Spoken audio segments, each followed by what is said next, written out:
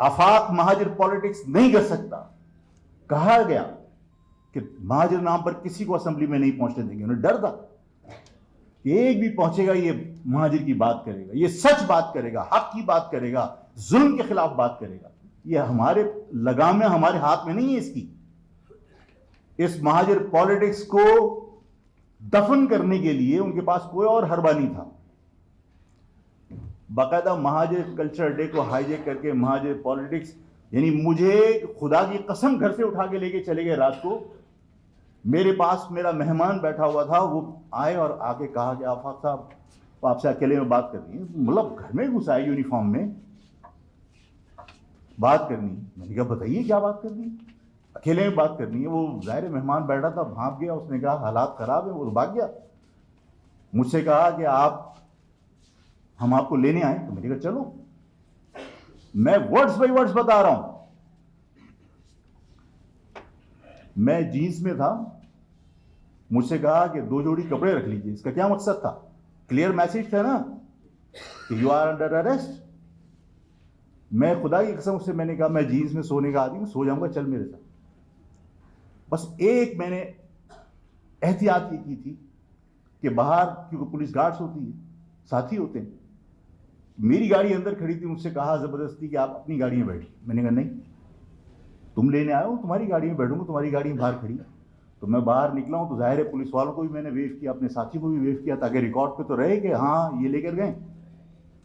पूरी रात उन्होंने मुझे धमकियां दी, पूरी रात मुझे धमकाया, जहनी अजियत दी,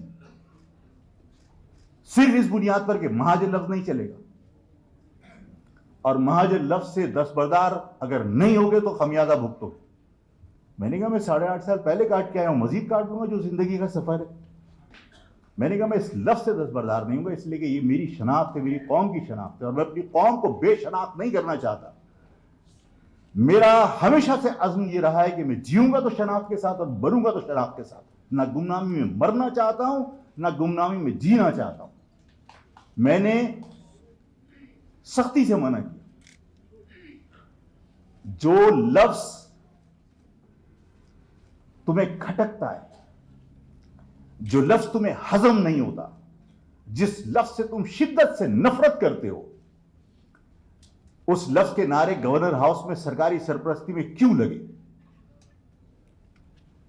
सिर्फ इसलिए कि इस लफ्ज को हाईजैक करने के बाद दफन किया जा सके।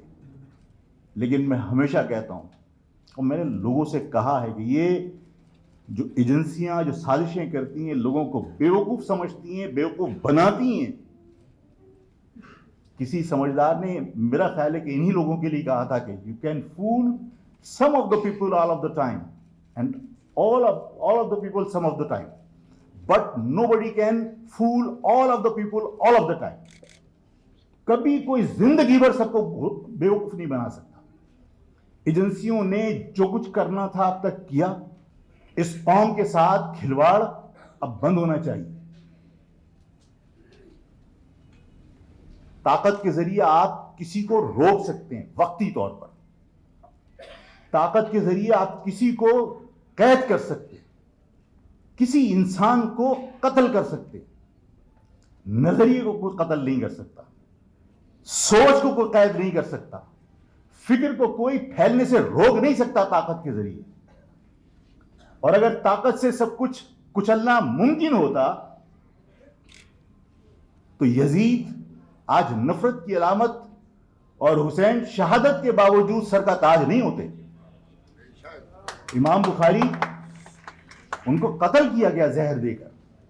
जिसने जहर दिया उसकी कब्र आज किसी को नहीं पता। आज इमाम बुखारी से आप उसकी हिदायत लेते हो इस्लाम की। आप किसी जगह पर भी ताकत से किसी को कुचल नहीं सकते।